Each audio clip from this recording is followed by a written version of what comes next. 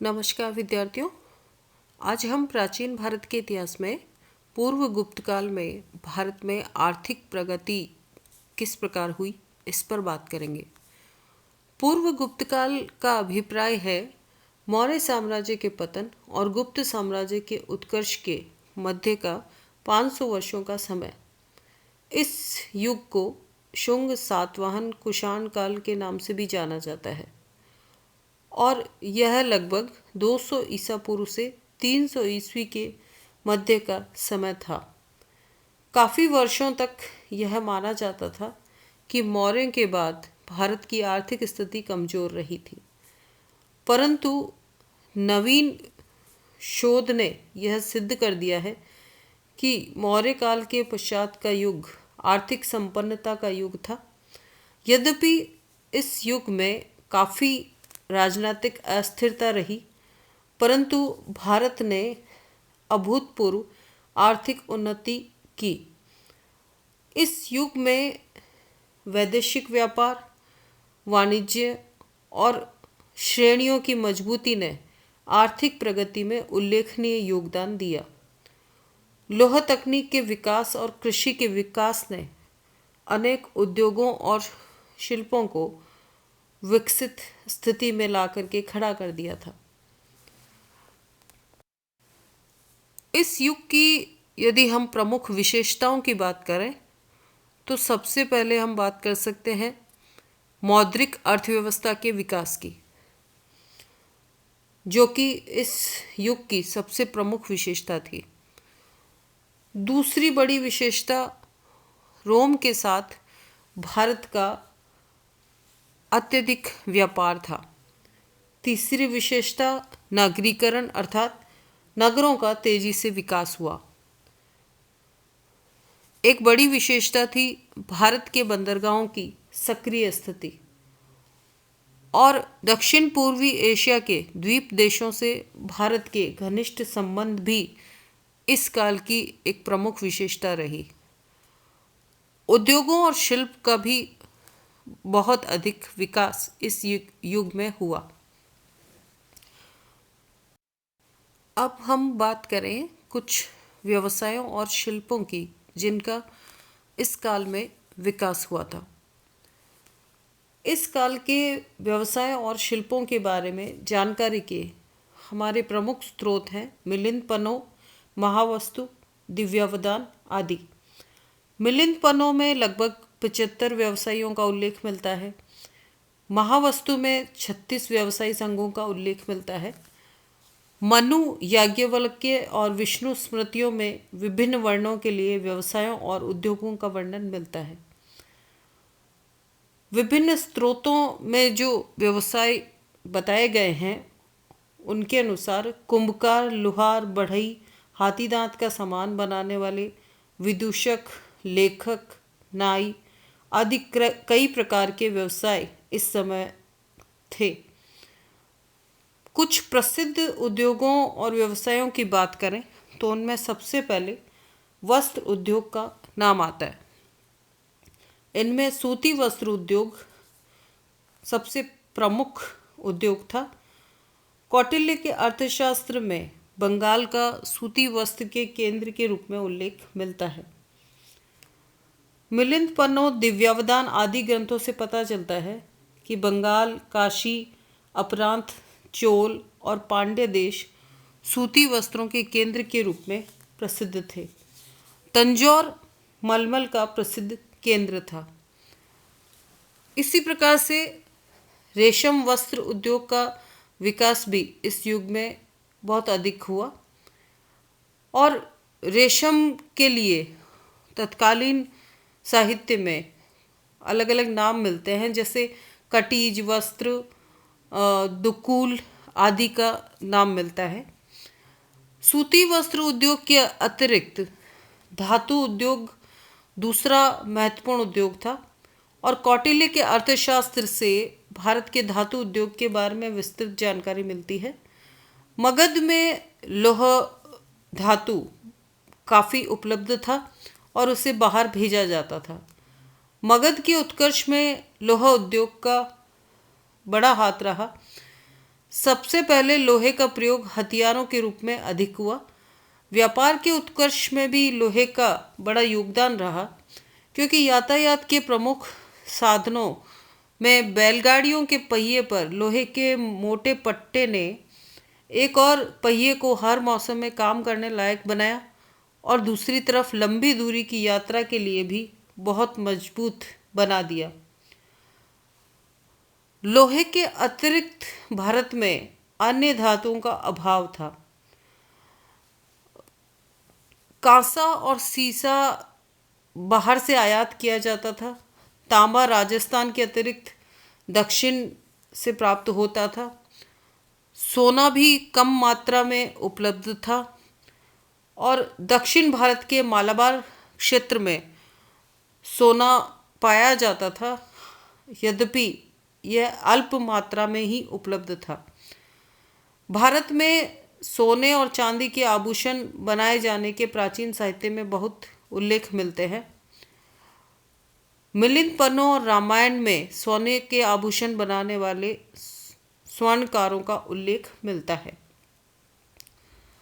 महाभारत में सभा पर्व में राजसूय यज्ञ के समय युधिष्ठिर को मेरु और मंदार पर्वतों के बीच बहने वाली शैलोदा नदी के तट पर रहने वाली जातियों द्वारा पिपीलिका स्वर्ण भेंट किए जाने का वर्णन मिलता है, और इससे स्पष्ट होता है कि इस युग में भारत में सोना बहुत कम मात्रा में होता था।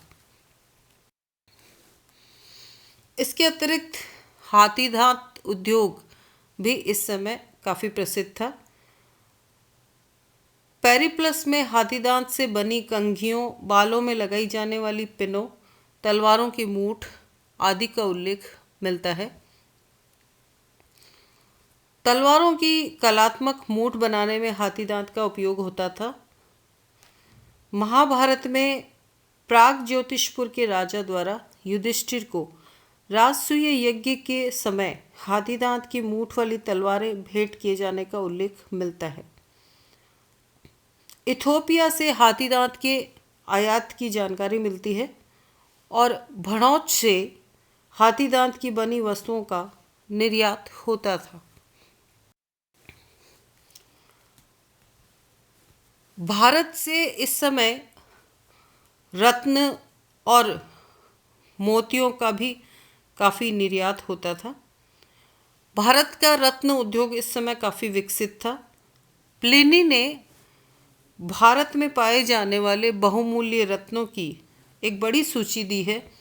इनमें पन्ना, गोमेद, कॉर्नेलियन, उत्पल, ऑनिक्स, सार्डोनिक्स, एमिथिस्ट, हियासिंथ आदि प्रमुख थे। मोती निकालने के 4 बड़े केंद्रों का उल्लेख पेरिप्लस में मिलता है। वे केंद्र थे पांड्य राज्य की ताम्रपर्णी नदी के निकट कोरके, मन्नार की खाड़ी, पाक जलडमरू मध्य और बंगाल। टॉलेमी ने पोनाटा का उल्लेख पन्ना मिलने के स्थान के रूप में किया है। यह संभवतः कोयम्बटूर जिले में रहा होगा। मालाबार के बंदरगाह से पन्ना रोम को निर्यात किया जाता था। टॉलेमी ने हीरे के मिलने का स्थान कोसनगर, सबराई प्रदेश और एडमास नदी को बताया। इस युग में व्यापार और उद्योगों का विकास होने के साथ साथ वस्तुओं के उत्पादन और वितरण की समस्या भी खड़ी होने लग गई, और इनके समाधान के लिए कारीगरों, शिल्पियों और व्यापारियों ने संगठन पर बल दिया। व्यापार की प्रगति और विस्तार में श्रेणियों अर्थात शिल्पियों के संगठन का अत्यधिक महत्व हो गया। महावस्तु में कपिल वस्तु के शिल्पियों की श्रेणियों की एक सूची मिलती है, और इसके अनुसार 24 श्रेणियां उस समय वहाँ थी। अन्य अभिलेखों में भी अनेक श्रेणियों का उल्लेख मिलता है, जैसे धानिक या अनाज के व्यापारी, कौलिक वस्त्र बुनने वाले, गांधिक सुगंधित वस्तुओं के व्यापारी, और इसके अलावा गुड़ पाचक या गुड़ निर्माता, मोदकारक, लड्डू विक्रेता। तो इस ऐसे अनेक श्रेणियों का विकास इस युग में हुआ। और इन श्रेणियों के अतिरिक्त कुछ अन्य उद्योगों से संबंधित वर्ग भी होते थे, जिन्हें शिल्पायतन कहते थे। आरंभिक पाली ग्रंथों में श्रेणियों के अध्यक्ष के रूप में श्रेष्ठी शब्द का प्रयोग हुआ है। प्रमुख और जेठक भी अध्यक्ष के लिए कहीं कहीं पर प्रयुक्त किया गया है। श्रेणियों से राज्य को जो आय प्राप्त होती थी, उसकी गिनती राज्य के महत्वपूर्ण आय स्रोत के रूप में की गई। कौटिल्य ने श्रेणी बल का उल्लेख किया है, जो श्रेणियों द्वारा सुरक्षा हेतु सैनिक रखे जाने का प्रमाण है। श्रेणियां जहां भी कार्य करती थी, उन्हें अपना पंजीकरण कराना होता था और क्षेत्र परिवर्तन के लिए स्थानीय राजकीय अधिकारियों से अनुमति लेनी पड़ती थी। इस काल में बढ़ते व्यापार के साथ श्रेणियों का आकार भी बढ़ता गया। श्रेणी धर्म या श्रेणियों के नियम को कानून के समान मान्यता प्राप्त थी। मनु ने इस प्रकार की व्यवस्था का उल्लेख किया है कि जो व्यक्ति श्रेणी धर्म का पालन न करे, राजा उसे दंड दे। याज्ञवल्क्य स्मृति में भी श्रेणी के साथ किए गए समझौते का उल्लंघन करने वाले की संपत्ति जब्त करने का उल्लेख मिलता है। अब हम श्रेणियों द्वारा किए जाने वाले विभिन्न कार्यों की बात करें। श्रेणियां संबंधित वस्तु के उत्पादन और वितरण का कार्य करती थी। श्रेणियां बैंकों का कार्य भी करती थी। वे धन जमा करती थी और जमाकर्ता की इच्छा के अनुसार ब्याज किसी धार्मिक या पुण्य कार्य में लगाती थी। तैयार माल की गुणवत्ता का निर्धारण भी श्रेणियां ही करती थी। वस्तु के मूल्य तय करने का कार्य भी श्रेणियां करती थी। श्रेणियां अपने सदस्यों के व्यवहार पर भी नियंत्रण रखती थी। श्रेणियां अपने सदस्यों के निजी जीवन में भी दखल देती थी।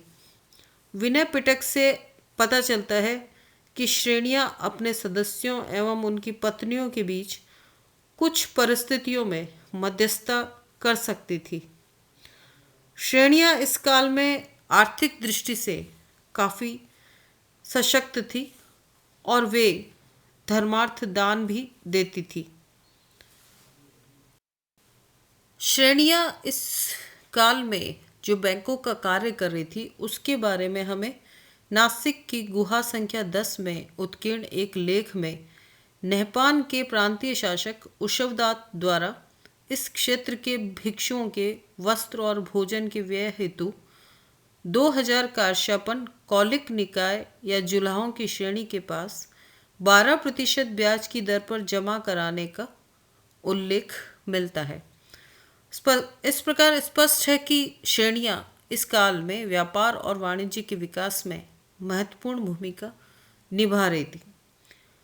व्यापार और वाणिज्य की ये जो प्रगति मौर्योत्तर काल या पूर्व गुप्त काल में हो रही थी, उसके लिए क्या कारण जिम्मेदार थे, इन पर यदि विचार किया जाए तो पता चलता है कि कृषि में हुए परिवर्तनों ने व्यापार को काफ़ी हद तक प्रभावित किया। नए धर्मों का भी इस समय जो विकास हो रहा था, उनके कारण व्यापारिक गतिविधियां प्रभावित हुई। राज्य की भी काफ़ी निर्णायक भूमिका व्यापार और वाणिज्य के विकास हेतु रही। और सामाजिक बदलाव ने भी इस समय व्यापार और वाणिज्य के विकास में अपना योगदान दिया। इतिहासकारों का मानना है कि इस काल में कृषि उत्पादन अतिरिक्त मात्रा में हो रहा था और कृषि उत्पाद ही व्यापार की वस्तु बन गए थे, क्योंकि नगरों में रहने वाली जनसंख्या अपने लिए कुछ अतिरिक्त उत्पादन नहीं कर रही थी। और यदि हम बौद्ध और जैन धर्मों की बात करें तो इनके अनुयायी व्यापार में निवेश को प्रोत्साहन देते थे। कुषाण साम्राज्य की शांति और व्यवस्था ने भी इस काल की आर्थिक प्रगति में काफी योगदान दिया।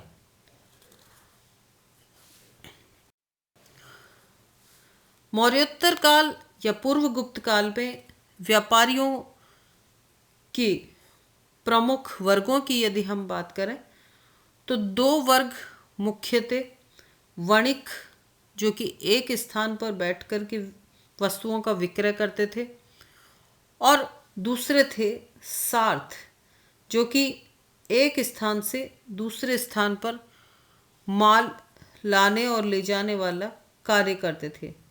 सार्थ का वैसे शाब्दिक अर्थ है समान अर्थ या पूंजी लगाकर चलने वाले व्यापारी। सार्थ बनाकर चलने वाले व्यापारी सार्थवाह कहलाते थे और व्यापारियों के लिए पुष्कलावती व्यापार विनिमय का प्रमुख स्थान था। सार्थ के अलावा समुद्री व्यापारी भी इस समय काफी महत्वपूर्ण भूमिका निभा रहे थे।